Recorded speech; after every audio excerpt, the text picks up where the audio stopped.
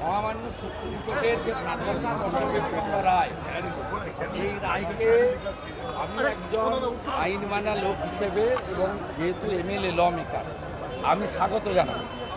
তার কারণ হচ্ছে সুপ্রিম কোর্ট বলেছে যে তারা যেহেতু 25,000-এর ইনভলভমেন্ট, তারা ভালো করে এটাকে শুনানি করতে চান, দেখতে চান।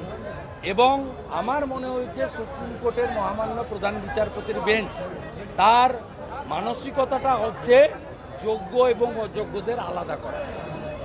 এবং আমি ওয়েলকাম করব যে 2022 সালে 5ই মে অতিরিক্ত শূন্যপদ তৈরির বিষয়টাতে সুপ্রিম কোর্ট স্টে লাগাননি। তারা সিবিআইকে ইনভেস্টিগেশন করতে অ্যালাউ করেছেন এবং বলেছেন যে কোনো কড়া ব্যবস্থা নিতে না, not to take any coercive action. তার মানে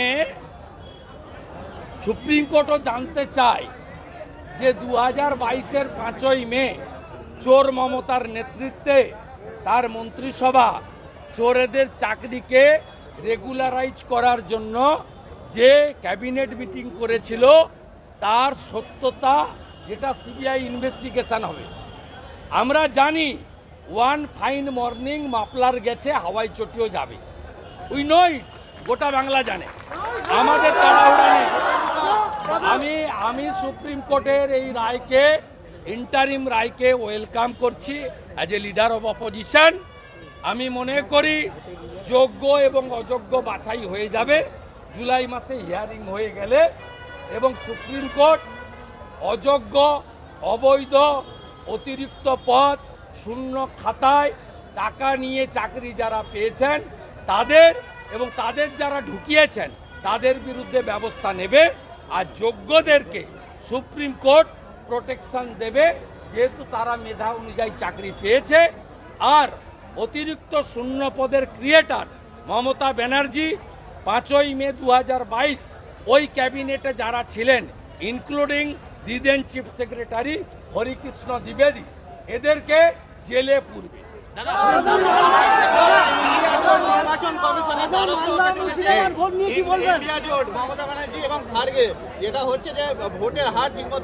ইন্ডিয়া জোট কোথায় আছে? ইন্ডিয়া জোট পশ্চিমবাংলায় কোথায় আছে? এটাকে ইন্ডিয়া বলে না, ইন্ডি বলে। এই ইন্ডির পিন্ডি চটকে গেছে অনেক আগে।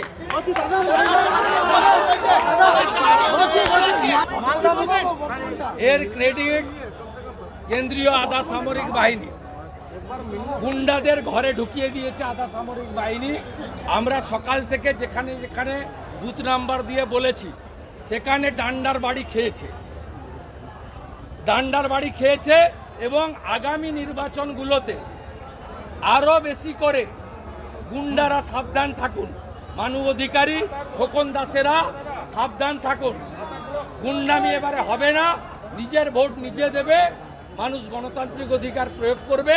যেভাবে 3 দফার ভোট হয়েছে, ইলেকশন কমিশনকে আমি ধন্যবাদ জানাবো। আর ক্রেডিট কেন্দ্রীয় আধা সামরিক বাহিনীকে দেবে। সুপ্রিম কোর্ট বলেছে যে ক্যাবিনেটের বিরুদ্ধে কোনো ব্যবস্থা নেওয়া যাবে না এখন এই মুহূর্তে। আপনি কোন চ্যানেল বলুন তো? কোন চ্যানেল?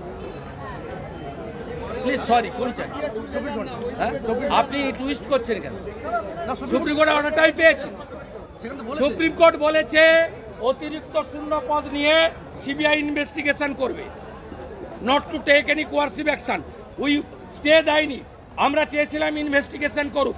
মমতা ব্যানার্জি সই করে শূন্যপদ বাড়িয়েছে 5ই মে 2022। আপনার ওই চ্যানেল যেটা ওই সন্দেশখালীর ভিডিও দেখিয়েছিলেন, ওই চ্যানেলটা তো কিছু লাভ হবে না। চাটুন